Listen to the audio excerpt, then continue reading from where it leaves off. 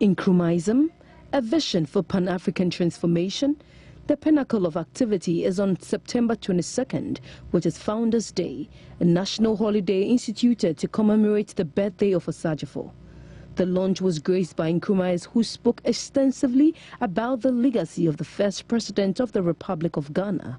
A leading member of the Convention's People's Party and a former Director General of the Ghana Health Service, Professor Bedu Akosa, described Dr. Kwame Nkrumah as an influential 20th century advocate of Pan-Africanism.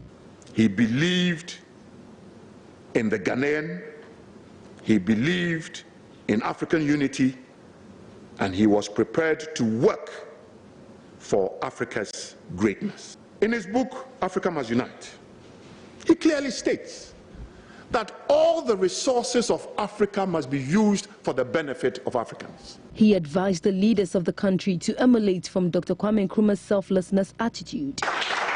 That was a man who did not become president to own any part of this country. I tell you, I've traveled around Africa, and some heads of states own about 1/3 of the land mass in their country. Nkrumah could have owned half of this country, but to have died even without a 70 by 70 feet plot in his own name tells you of the selflessness of this man. In 2000, Dr. Kwame Nkrumah was voted Africa's Man of the Millennium by listeners of BBC World Service. Dr. Kwame Nkrumah is long dead, but his ideals and works are celebrated yearly. A coup that overthrew him from power in 1966 did not completely rubbish his achievements and his works. Many people gathered at his burial place in Accra on his birthday to celebrate what he stood for.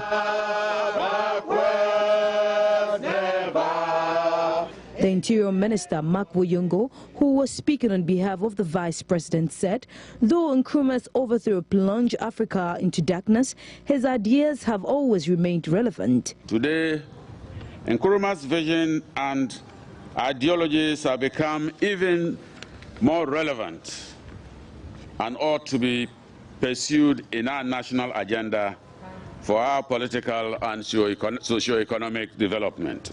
Dr. Abu Sakara, flag bearer of the CPP, called on government to create jobs and reduce the huge gap between the rich and the poor in society. Are we in tune with that principle of social justice, equal opportunity for each and every Ghanaian today? Not yesterday, today. What about our people in the rural areas? Do they have equal opportunity? What about the thousands of people who fail GSS every year? Do they have equal opportunity? What about the graduates who leave university without employment on our streets? Are we giving them equal opportunity? Are we living in a society in which we are determining our own path? To what extent is Ghana determining its path today? Are we not dependent on other people's whims and caprices? So when we celebrate Founders' Day, it's not to recognize Nkrumah. He's already recognized. You cannot do any more for him.